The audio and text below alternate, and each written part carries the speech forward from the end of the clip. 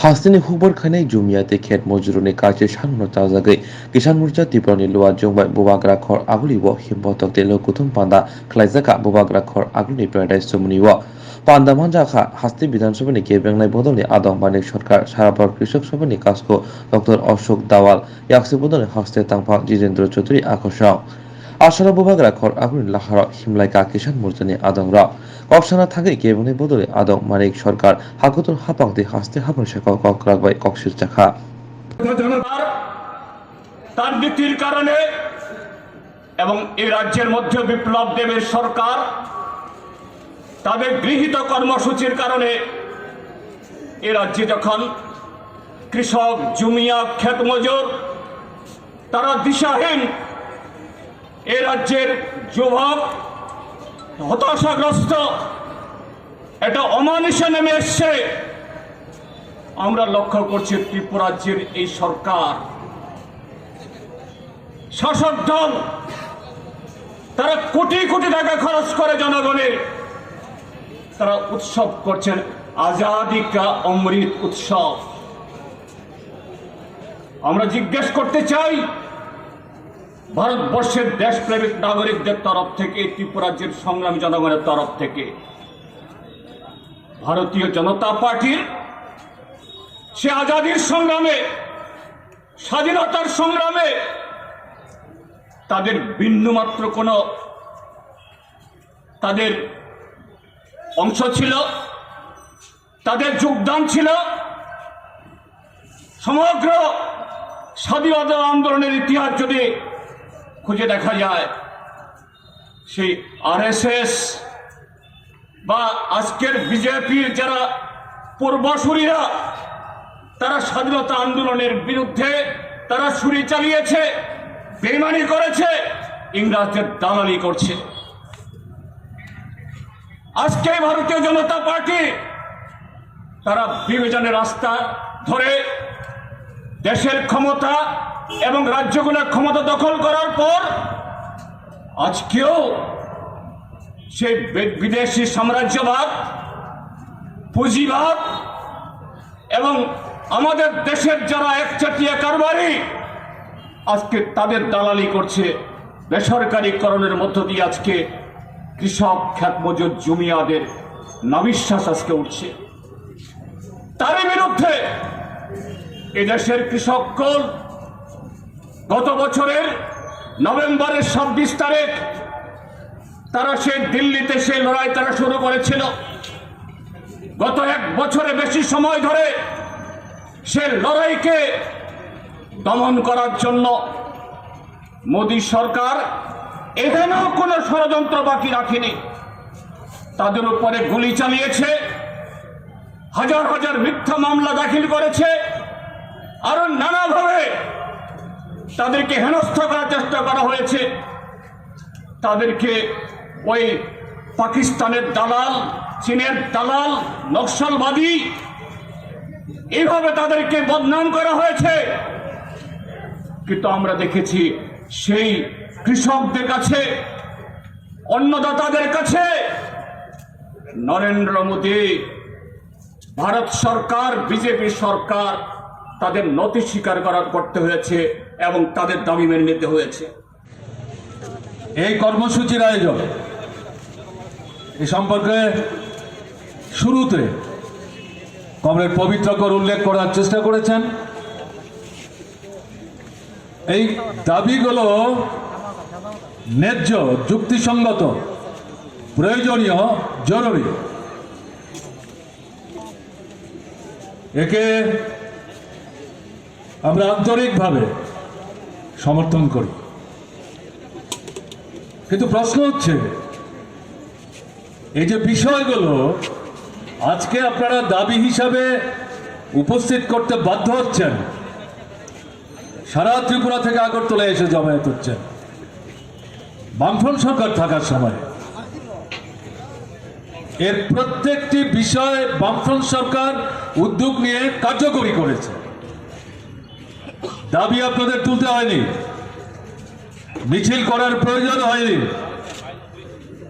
একটার পর একটা কর্মসূচি বামফ্রন্ট সরকার হাতে নিয়েছে, বাস্তবায়িত করেছে অভিনন্দন জানাবার জন্য আপনারা মিছিল সংগঠিত করেছেন। দাবি করতে হয়, বর্তমান যে সরকারটা চলছে বিজেপি সরকার, ত্রিপুরা রাজ্যের কৃষিকে সর্বনাশ করে দিয়েছে।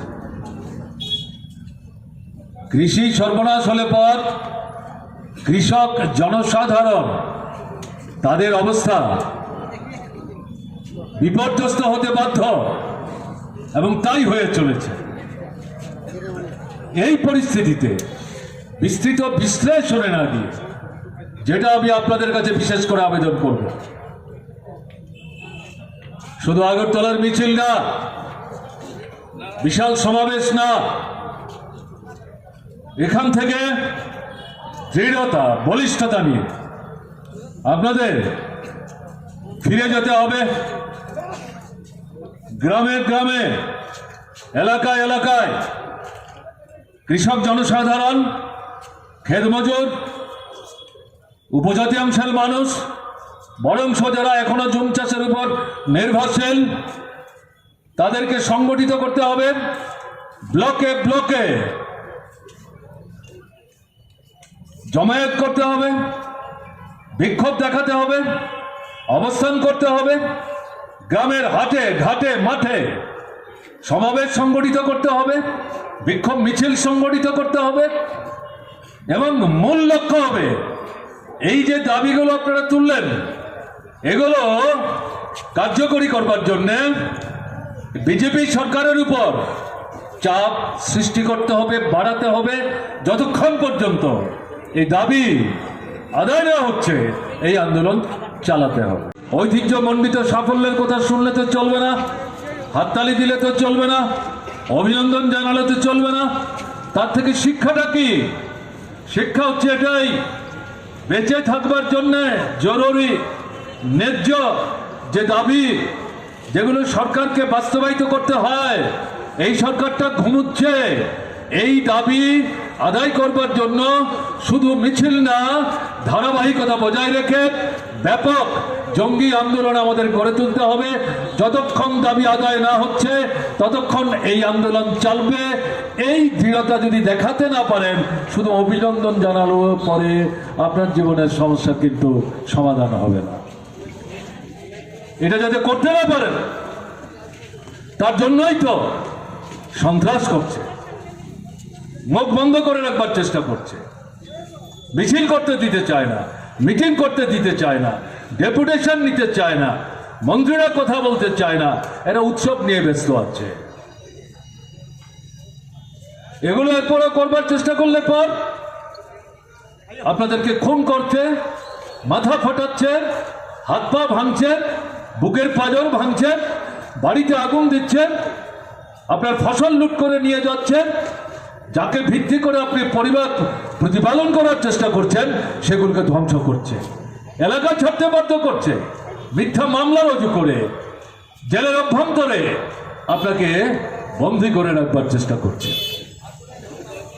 শুধু কেটা, এরা আপনার যে গণতান্ত্রিক অধিকার, স্বাধীন মতামত ব্যক্ত করার, পছন্দের প্রার্থীকে ভোট দেওয়ার অধিকার, এখানেও তারা এখন লুট চালাচ্ছে। পঞ্চায়েত, লোকসভা নির্বাচন, সম্প্রতি হয়ে যাওয়া প্রহসনাত্মক নগরের নির্বাচন চলতে দেবেন? মেনে নেবেন? সহ্য করবেন? ৪৫ মাস সহ্য করেছেন, আর তো সহ্য করবার কোনো সুযোগ নেই। এই জায়গায় নিজের পায়ের উপর দাঁড়াতে হবে, কোমরের জোরের উপর দাঁড়াতে হবে, ঘুরে দাঁড়াতে হবে এবং প্রথমত এই সন্ত্রাস করে যারা আপনার মুখের গ্রাস কেড়ে নিয়েছে, আপনার গণতান্ত্রিক অধিকার হরণ করেছে, তাদের বিরুদ্ধে ঐক্যবদ্ধভাবে তাদেরকে প্রতিহত করবার জন্য ভূমিকা নিতে হবে।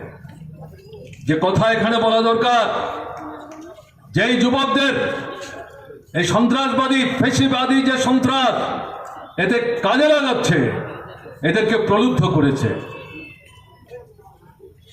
এটা করলে ওটা করলে চাকরি হবে, লোন পাবে, কন্ট্রাক্টারি পাবে, বাড়ি পাবে, ঘর পাবে, এই সমস্ত। কিন্তু और वो हम लोग सब अगर मिलकर आए तो ये काम हम जरूर कर सकते हैं, इसमें कोई सवाल नहीं है। और इसलिए मैं आप सभी को संयुक्त किसान मोर्चा की तरफ से, अखिल भारतीय किसान सभा की तरफ से, आप इतने हजारों की तादाद में आज यहाँ अगरतला में आए, आप सभी को फिर से बहुत बहुत बधाई देता हूं, बहुत बहुत अभिनंदन करता हूं।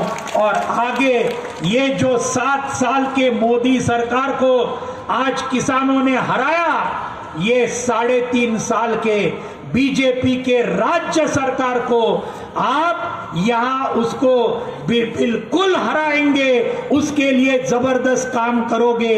और इनका गुंडागर्दी जो है, वो आखिरी पॉइंट में बोल रहा हूं, इनके गुंडागर्दी के खिलाफ जबरदस्त प्रतिरोध हमको करना होगा मेरे साथियों, जबरदस्त प्रतिरोध करना होगा, गांव गांव में करना होगा, तहसील तहसील में करना होगा, जिले जिले में करना होगा।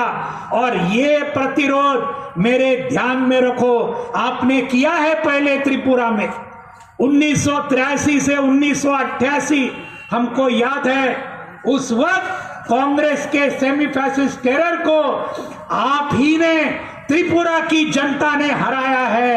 लेकिन ये प्रतिरोध, ये रेजिस्टेंस, ये भाजपा के गुंडों को हम नहीं आगे जाने देंगे। इस मुताबिक एक जबरदस्त संघर्ष अगले 1.5 साल में आप करोगे। ये अगर करेंगे, कुछ एक 50 जगह में होगा, मैं आपको बोलता हूं 1000 जगह में ये रेजिस्टेंस बढ़ेगा। ध्यान में रखिए, लेकिन शुरुआत होनी चाहिए। इनको 2 हाथ होना चाहिए, इनका सुपड़ा साफ करने का। हमारा ये पूरा प्रतिरोध पूरे त्रिपुरा में फैल जाना चाहिए और आपने इसका नेतृत्व करना चाहिए जो आज यहां आए हैं।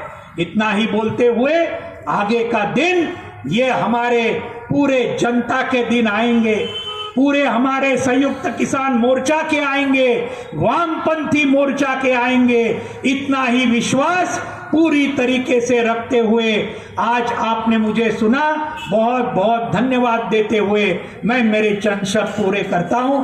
धन्यवाद साथियों। शहीद भगत सिंह का नारा और दूसरे 2-3 नारे भी पड़ेगी, लेकिन उस तैयारी के लिए आज तुरंत अगले 2-3 महीने में उत्तर प्रदेश, उत्तराखंड, पंजाब विधानसभा चुनाव आने वाले हैं।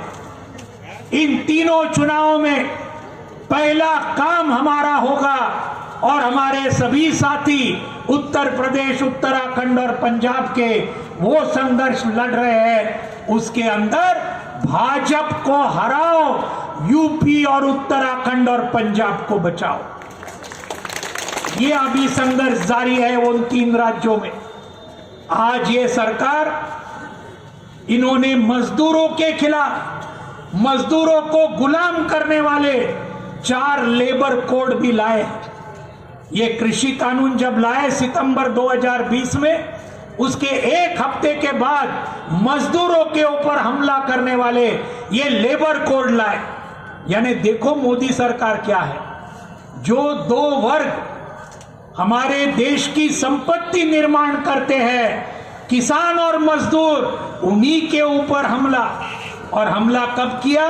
कोरोना के वक्त। इनको लगा ये कोरोना की वजह से लोग रास्ते पर नहीं आएंगे, लेकिन लोग कोरोना के होते हुए भी रास्ते पर आए और ये बीजेपी के सरकार को हराया।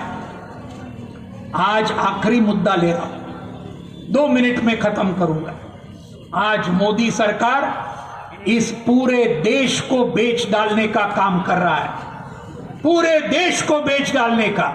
रेलवे बेचने का शुरू किया, एयरपोर्ट बेचने का शुरू किया अदानी को, एयरलाइन बेचा, एक ही अपना एयर इंडिया बचा था, वो अभी टाटा को बेच दिया, एक ही बाकी था अपना।